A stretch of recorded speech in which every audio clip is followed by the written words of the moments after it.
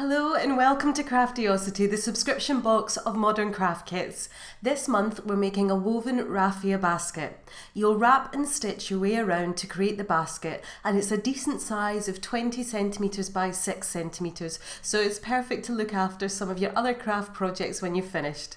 Inside your kit you'll find your paper ribbon, a wide-eyed needle, 2 hanks of natural raffia, and your full step-by-step photo instructions with a little something for your pinboard.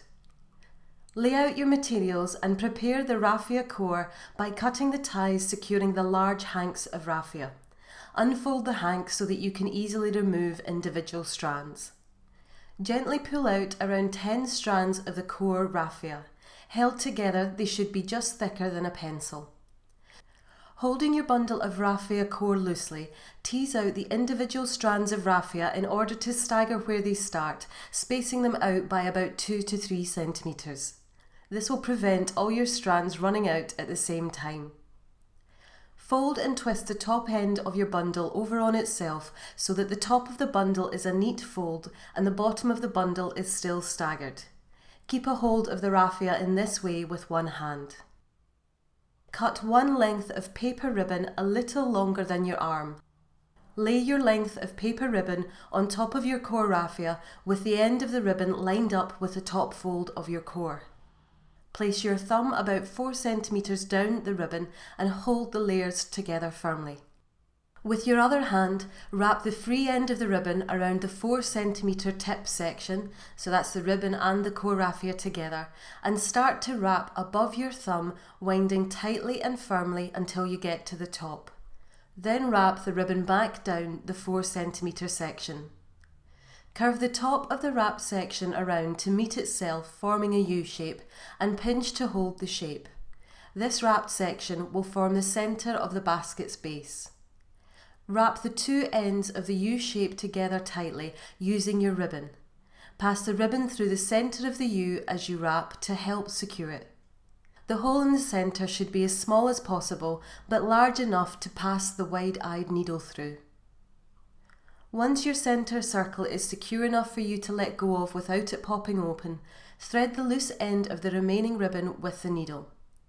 If the ribbon is too short, cut another length and attach it to the end using a firm double knot. Repeat this anytime your ribbon runs out throughout this process. Bring your needle and ribbon to the back of your work.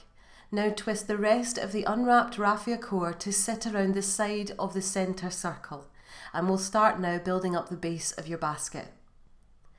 With your needle and ribbon at the back of your work, bring the ribbon over the top of the natural core raffia, from the back to the front, and then down through the centre hole of the basket out to the back again. Bring the needle up and over from the back to the front again, but this time when you bring the needle down and through the centre hole of the basket to the back, don't pull the ribbon tight, leave a loop of ribbon sitting on top. Next, bring the needle around from the back to the front of your work, then through that top loop, from the front to the back of the loop, then pull the ribbon firmly until the stitch is secure. You've now completed the first stitch on the first round of your basket. Continue making these stitches around the basket, coiling the raffia core as you go. Space each stitch about 1 centimetre apart. Aim to create around 8 stitches on your first coil. Every 4th or 5th stitch, you'll need to add in a new piece of raffia core from your main hank, or add in 2 if they're very thin. Wait until you're just about to pull one of your paper ribbon stitches tight, then slide the new piece of raffia underneath the stitch. When you reach the second coil of your basket, we're going to change your stitches slightly. Bring your needle from the back to the front underneath the section that you're currently attaching, with the needle catching the paper ribbon stitch of the coil underneath. Sew through that previous stitch, and then, as you did before, leave a loop on the top of your raffia. Bring your needle through the loop from the front to the back, then pull firmly to secure the stitch. Make a new stitch like this directly above each of the stitches from the first round of the coil. This new stitch should create a horizontal bar across the side of the work, similar to a blanket stitch, running between the stitches. If your bar is sitting too far forward, pull the ribbon away from you as you tighten the stitches.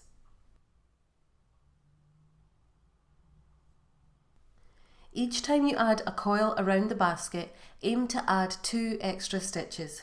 To increase the stitches, make 2 in the same stitch directly below, one after the other. The double stitches will look like a V to begin with, but will even out as your basket base grows.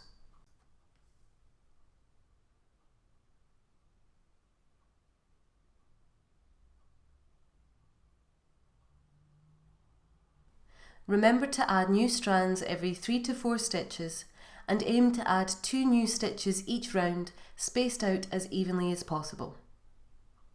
If you aren't sure where to place the new stitches, look for where your stitches are growing further than 2 to 3 centimetres apart. When your basket base has reached around 20 centimetres in diameter, it's time to begin the sides. Check first that your stitches are evenly spaced around the outside coil and are not more than 2 to 3 centimetres apart. Add more in now in a final coil if you need to. The sides of the basket use the same stitches as the base, but the main difference is where you place the coil as you work around. Your raffia core now needs to sit directly on top of the outside coil of the base. To encourage your stitches to come up around the outside of the basket, place your stitches through the top of the horizontal paper ribbon bar in the row below, close to the stitch in the coil. Try and keep your raffia as flat as possible for these stitches.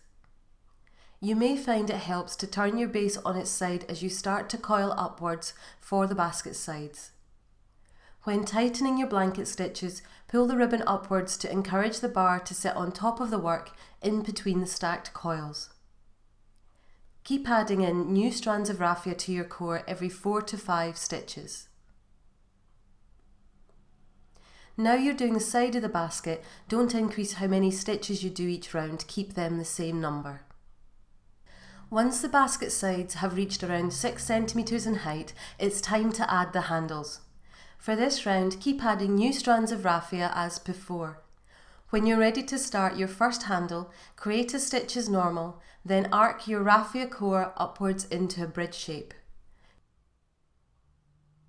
Holding the raffia core away from the row below, create around 5 stitches across a 15 centimetre section of raffia core. This will form your first handle.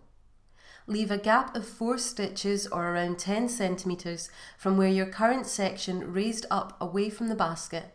Then reattach the handle by stitching the next stitch around both your handle and a stitch from the coil below, the same way you did when you were making the sides.